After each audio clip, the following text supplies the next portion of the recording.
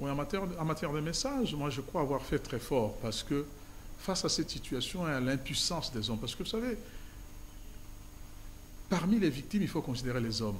Vous savez, dans la culture africaine, être incapable de protéger sa femme, sa mère, sa sœur, sa fille, c'est peut-être l'opprobre la plus humiliante qui puisse être jetée sur la virilité d'un homme. Euh, donc, nous en sommes nous-mêmes incapables. Comment des choses comme ça peuvent nous arriver et que nous ne soyons pas en mesure de pouvoir les extirper? Et donc, moi, j'avais écrit un volume où il y a une nouvelle, parce que je venais à peine de regarder un film, un amour pendant la guerre, où il est question justement des viols, et un recueil de poèmes, et un essai dans le même volume.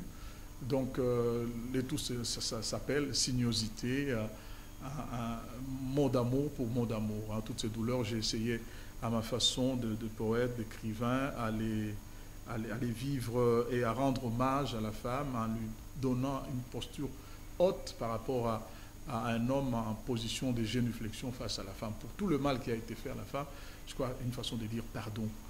Et la capacité à la résilience des Congolaises est extraordinaire. C'est parfois ce qui nous rend encore beaucoup plus malheureux parce qu'elles reprennent vite la vie, parce qu'elles savent quels sont les piliers de la vie et quels sont les socles sur lesquels nous bâtissons toute vie en Afrique. Sans les femmes, il n'y aurait pas de commerce. Vous avez vu comment il y a une hypertrophie des activités informelles dans l'économie, aujourd'hui dans les écoles, les 5 meilleurs élèves que vous avez dans l'école primaire, 3 sont des filles. Toute cette capacité à résister, malgré tout ce qui leur est arrivé, des femmes violées, violentées, enterrées vivantes, humiliées, mais qu'elles tiennent encore le haut du pavé, je crois que je joins ma voix à celle du docteur Mukwege, à celle d'autres qui ont eu à célébrer la femme en général, mais la femme africaine, la femme congolaise en particulier, et je crois qu'elle prouve que finalement, dans le langage, nous devons évoluer quand nous parlons de sexe faible. Je crois que la femme, c'est le sexe fort. J'en appelle à un engagement clair et net, notamment des politiques. Je crois qu'il faut créer une incitation en termes d'actes d'engagement, autant sur le modèle du projet en France sur l'environnement de M. Hulot, qui incitait tous les candidats à prendre un engagement clair devant les Français pour appliquer les mesures qu'il suggérait pour le respect du dérèglement, enfin, combattre le dérèglement climatique ou le dérèglement de l'ensemble de l'écologie.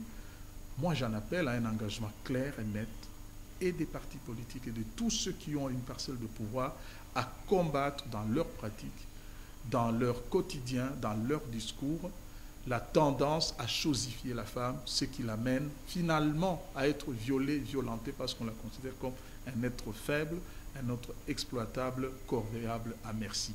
Donc je suppose que l'image que nous devons avoir de la femme, la place qu'elle doit occuper, la géographie au sein de la maison, les tâches qui sont prédéterminées sur la base du sexe, tout cela doit disparaître. Il faut donc une reconversion des mentalités pour considérer la femme comme ce qu'elle n'aurait jamais cessé d'être, c'est-à-dire l'égal de l'homme. Et dans nos sociétés traditionnelles, nous avons énormément d'ethnies, de composantes sociales de notre société qui déifient carrément la femme et qui font que ces femmes, pour que vous ayez du pouvoir traditionnel, vous devez passer par la lignée matrilinéaire ou matriarcale. Donc, de mon point de vue, il faut revenir à ces valeurs, à la source de la vie en Afrique et à la femme. Tant que nous n'aurons pas cherché notre histoire là où elle s'est cassée, pour qu'on considère que la phallocratie est notre mode d'organisation, bêtement, tant que nous n'aurons pas, comme le suggérait Cheikh Anta Diop, retrouvé les valeurs de l'Égypte pré-pharaonique, qui était à son essence nègre et dans laquelle société la femme a joué le rôle de premier ordre, je crois que l'Afrique se cherchera encore. Et l'opprobre à laquelle nous soumettons nos sociétés du fait de ces viols est, de mon point de vue, une malchance, est, de mon point de vue, quelque chose qui va nous coller à la peau tant que nous n'aurons pas corrigé ça. Donc j'en appelle à un engagement clair de toute la société dans son ensemble, des politiques aux simples citoyens, que chaque acte qui sera attentatoire à la dignité de la femme et des enfants aujourd'hui dans le monde, la législation internationale est là, la nôtre s'impose aussi.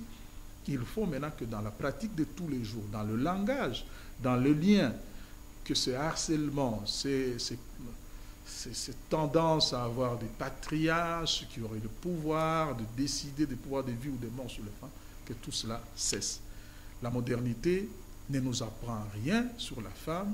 La femme, pour nous, a été à la base de notre société. Nous pourrions d'ailleurs amener les vraies valeurs africaines pour montrer l'importance de toutes ces Amazones, de tous ces exemples de femmes ayant joué un rôle de premier ordre, des femmes qui étaient attributaires de vrais pouvoirs, qui détenaient le pouvoir et l'attribuaient à qui elles voulaient.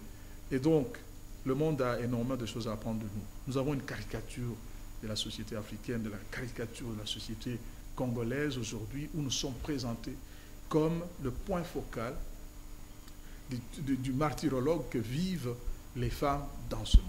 J'en appelle, moi-même, les autres, les écrivains, je suis content que des artistes soient investis là-dedans. Pas dans les dérives où les femmes sont montrées à moitié nues, non, dans les vrais artistes qui ont rendu un hommage à la femme. J'en appelais d'ailleurs, une fois dans mon dernier livre sur les femmes de tête, femmes d'honneur, à la création au sein de facultés des sciences sociales d'une branche d'enseignement sur la particularité du féminin comme ordre social, comme concept, comme paradigme nouveau dans la compréhension du monde. Nous avons trop négligé la moitié de cette société. C'est peut-être pour ça que nous en sommes si sous-développés, parce que regardez cette main-d'œuvre aussi courageuse, regardez l'investissement qu'on peut faire dans une femme pour qu'elle enseigne aux enfants, pour qu'elle transmette non seulement la vie, mais la façon de la perpétuer, la façon de la mener, la meilleure qui soit. Il n'y aurait pas de femmes. Les églises, par exemple, chez nous, seraient vides. Il n'y aurait pas de femmes. Vous avez vu dans les meetings politiques, vous avez vu l'engagement des femmes très sincères. Ce n'est pas du baratin, ce n'est pas le politiquement correct pour plaire quand on veut parler de femmes. Il faut que ce soit réel, sincère, dans la pratique de tous les jours. Nous tous, dans nos maisons, dans la rue, on va dire aux gens, ouais, ils sont dominés par leurs femmes lorsqu'ils demandent l'égalité. Je crois qu'il est temps que les hommes ouvrent aussi leur bouche pour proclamer l'égalité de la femme et la vivre au quotidien.